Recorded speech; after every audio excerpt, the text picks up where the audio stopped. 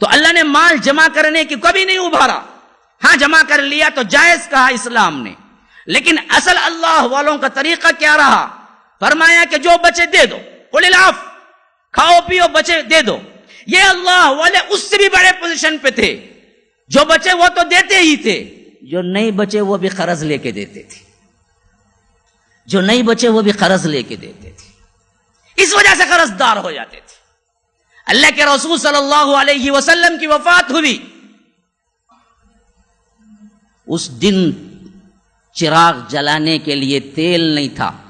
اپنی زرہ جو جنگی کوٹ ہوتا ہے وہ ایک یہودی کے ہاں گروی رکھ کے اللہ کے رسول بھی قرض لیا ہوا تھا. اللہ کے رسول کو قرض کی کیا ضرورت پڑ گئی؟ کون سے عیش و آرام تھے دنیا کے جس کے لیے قرض دار ہو گئے؟ نہیں، یہ اللہ والوں کے وہ صفات ہیں جو بہت اعلیٰ ہیں. دیتے اتنا کہ جتنا ضرورت شریعت نے بھی نہیں کیا، جتنا اللہ تبارک و تعالیٰ نے بھی حکم نہیں دیا، اس سے زیادہ قرض لے کے خیرات کرتے تھے. اس وجہ سے اللہ کے رسول بھی وفات کے وقت گروی رکھی ہوئی تھی زرہ. ابو بکر کی وفات کے وقت بھی یہی حال تھا. پوچھا مجھ پہ کتنا قرض ہے، کتنا بیت المال سے میں لیا ہوں؟ کہا کہ اتنا لیے ہیں.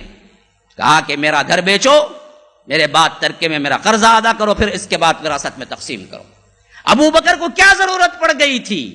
نہیں، اپنے آپ سے زیادہ اللہ کی راہ میں خیرات کرتے تھے، اور یہ خیرات چھپ کے کرتے تھے. لوگوں کو پتہ نہیں ہوتا تھا کہ دینے والا کون ہے. جب گزرتے تھے، وفات ہوتی، تب معلوم ہوتا تھا اتنے گھرانوں کو جو پیسہ آ رہا تھا اتنے دن سے، وہ حضرت عمر کے جیب سے آ رہا تھا. حضرت عمر کے جیب سے آ رہا تھا. طلحہ بن عبید اللہ کہتے ہیں میں نے رات میں دیکھا ایک جھوپڑیا اور اس کے اندر ایک عورت رہتی تھی. وہاں سے حضرت عمر نکلے. یہ شک گزرا، امیر المومنین، رات کا موقع، ایک عورت کے گھر سے، آخر کیا ماجرا ہے؟ میں نے نوٹ کرنا شروع کیا. دیکھا کہ ایک دن، پھر دوسرے دن بھی یہی ہوا. تو میں نے تیسرے دن فیصلہ کیا کہ اندر جا کے دیکھ ہی لوں معاملہ کیا ہے، ماجرا کیا ہے. عجیب بات بھی دل کے اندر اٹھنے لگی. میں اندر گیا تو کیا دیکھتا ہوں کہ ایک بڑھیا ہے جو معذور ہے، اور اس کی بالکل گھر کی صفائی وغیرہ کلین رکھا ہوا ہے، اور اناج کھانے پینے کا ساتھ میں رکھا ہوا ہے. میں نے پوچھا کہ ابھی جو شخص آ کے گیا تھا وہ کیا کرنے اندر آتا ہے؟ کہا کہ اللہ اس کا بھلا کرے.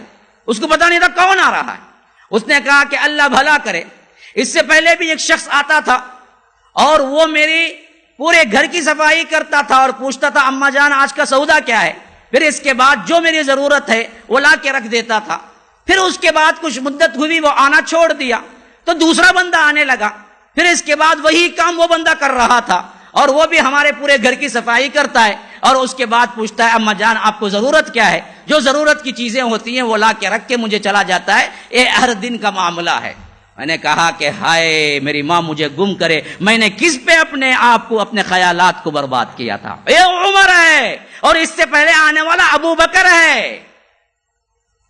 یہ عمر تھا جو کہ رات کے اندھیرے میں وہ بڑھیا کے پاس جاتے تھے اور گھر کی صفائی کرتے تھے، گھر کی صفائی.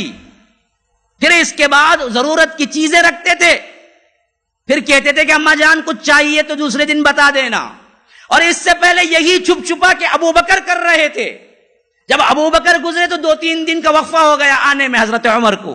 پھر آنے لگے کہ ان کے بدلے میں آ رہا ہوں. چھپ چھپا کی پوری انسانیت بے خبر. اتنی بڑی سلطنت کی خلیفے نہیں معلوم، اپنی نیکیوں کو یوں چھپانے والے بندے تھے. حیف ہے ہم پر، آج کے ہمارے اعمال پر، کہ ہم کیا کر رہے ہیں. وہ کیا لوگ تھے جنہوں نے زندگی وقف کی بندگی کے لیے.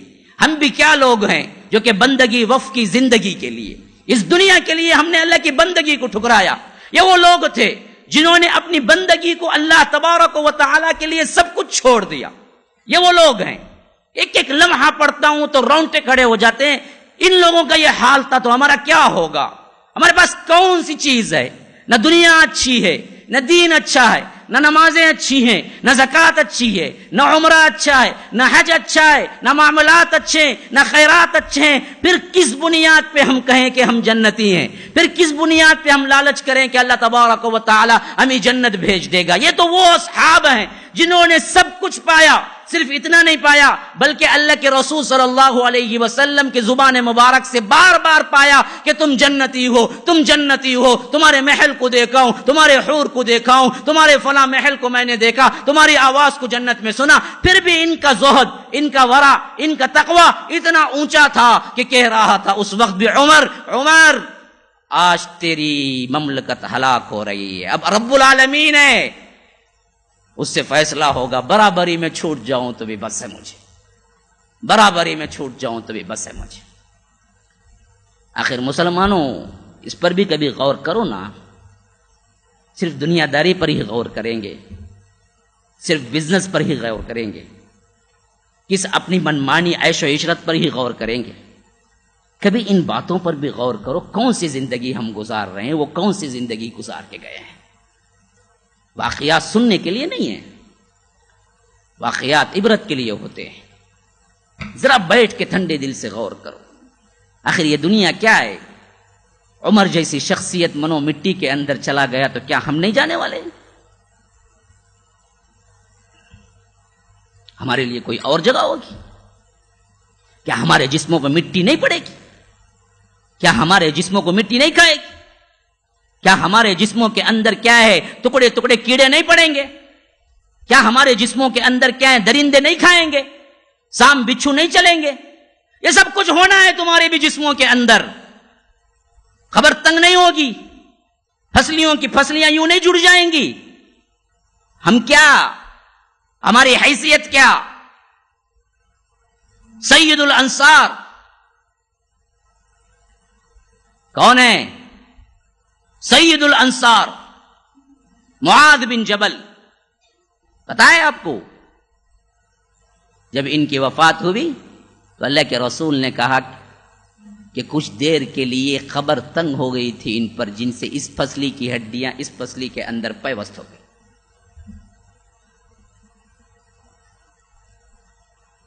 جن کی موت کے سلسلے میں اللہ نے کہا کہ ان کی موت کو عرش نے ہلا دیا، ان کی موت کی وجہ سے عرش ہل گیا، اور ان کے جنازے میں 70,000 فرشتے شامل ہوئے۔ پھر کہا کہ ان کو پھر عذاب قبر سے چھٹکارا نہ ملا، ہما شما کا کیا اعتبار، ہماری کیا حقیقت؟ جن کے جنازے میں 70,000 فرشتے آئے، جن کی موت سے عرش لرز گیا، اللہ کے رسول کہتے ہیں کہ ایک وقت آیا ان پر بھی کہ قبر اتنی تنگ ہوئی کہ اس پسلی کی ہڈیاں اس پسلی کے ساتھ مل گئی۔ پھر کون بچ سکا؟ کون بچ سکتا ہے؟ کہاں ہم میٹھی نیند لے رہے ہیں؟ کہاں ہم سو رہے ہیں؟